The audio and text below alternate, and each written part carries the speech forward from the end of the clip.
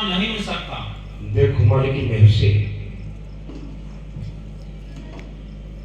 सतगुरु की अपार कृपा से हम सबको ये मनुष्य जीवन मिला है। ये मनुष्य जीवन 84 लाख दुनिया भोगने के बाद बड़े दुखड़ा भोगे हैं, तब जाकर ये हमें एक मनुष्य जीवन मिला है।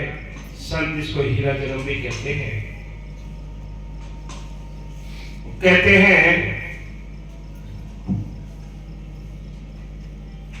जिसमें 30 लाख प्रकार के दरखत, 27 लाख प्रकार के कीड़े मकोड़े, 14 लाख प्रकार के पक्षी, 9 लाख प्रकार के पानी के जीव, 4 लाख में भूत प्रेत देवी देवता मनुष्य जीवन, ये सारी दुनिया भोगी है। तब कहीं जाकर ये मनुष्य जीवन मिला है। ये मनुष्य जीवन मिला है, इसमें हम दोनों काम कर सकते हैं। अपने घर गृहस्थी के कामकाज भी कर सकते हैं और मालिक को याद भी कर सकते हैं।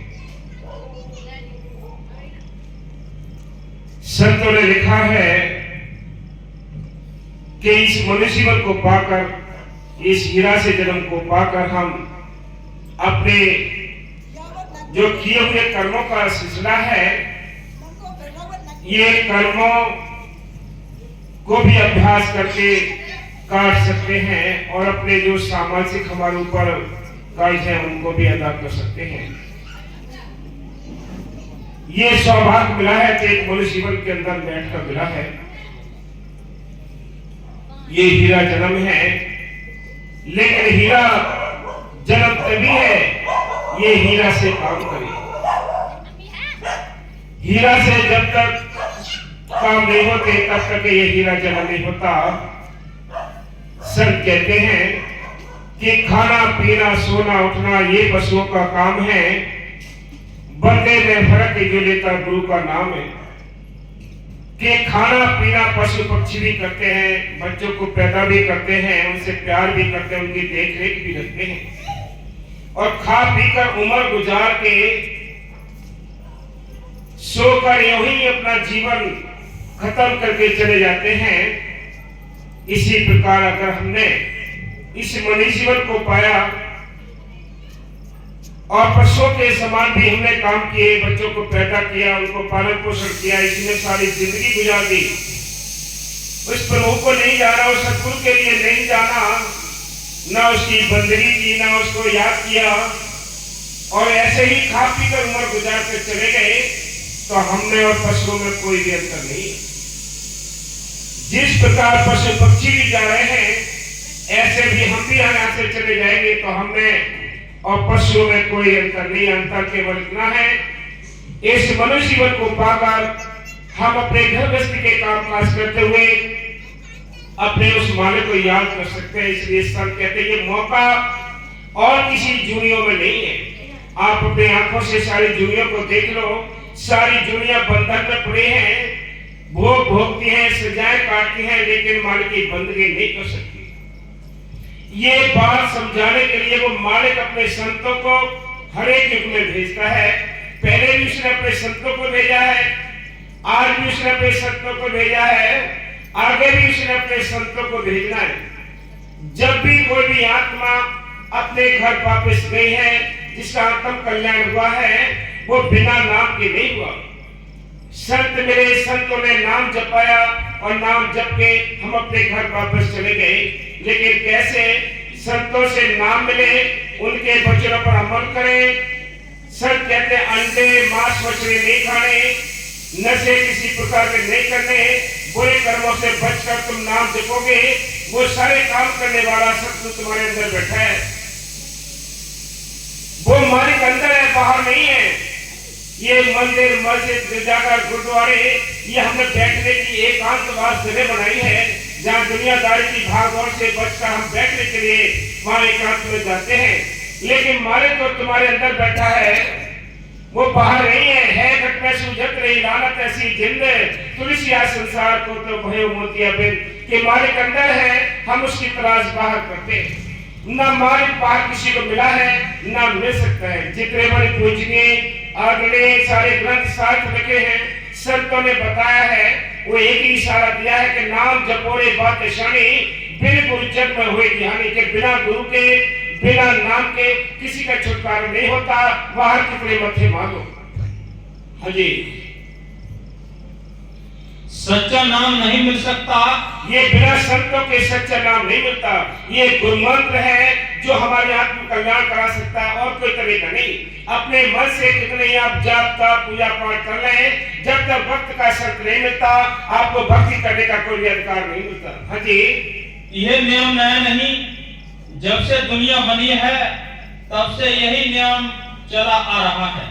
आज कोई हम नई बात नहीं बता रहे, वही बात बता रहे जो पहले संतों ने बताई है। आज भी वही बात है, आगे भी वही बात रहेगी कि नाम जपो रे बात श्याणी, बिन गुरु जग में होएगी हानि, के बिना गुरु के बिना नाम के किसी का आत्म कल्याण नहीं हो सकता। इसलिए संत कहते हैं कि सिमरन मार्ग सहज का, सतगुरु दिया बताए, श्वास श्वास सिमरन करो, एक दिन गुरु मिल जाए। मन के अंदर बैठा है, हम उसकी तलाश बाहर करते हैं। घट में सूझत रही लानत ऐसी जिंद, तुलसी आ संसार को तो भयो मोतिया बिंद, के मालिक अंदर बैठा है, हम उसकी तलाश बाहर करते हैं, मिलेगा कैसे।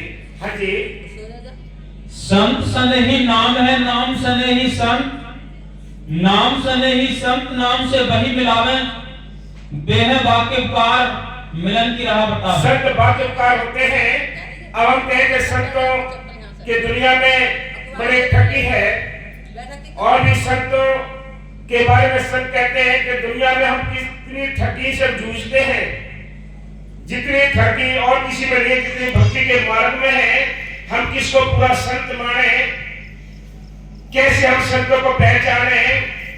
लेकिन ये अपने बस की बात नहीं। मालिक जब मेहर करेगा, आप अंदर बेनती करो, अंदर प्रार्थना करो, वो रास्ता अपने आप बता देगा, आपको संतों से मिला देगा। वो रास्ता अंदर है, बाहर नहीं है। हाँ जी, बेह वाकिफकार मिलन की राह बतावे, जब तक तीर्थ व्रत करे वो तेरा कोई, बिना वसीले संत नाम से भेंट न हुई। कोटन करे उपाय भटक सब रोज से आवे, संत द्वारे जाए नाम को घटता पावे।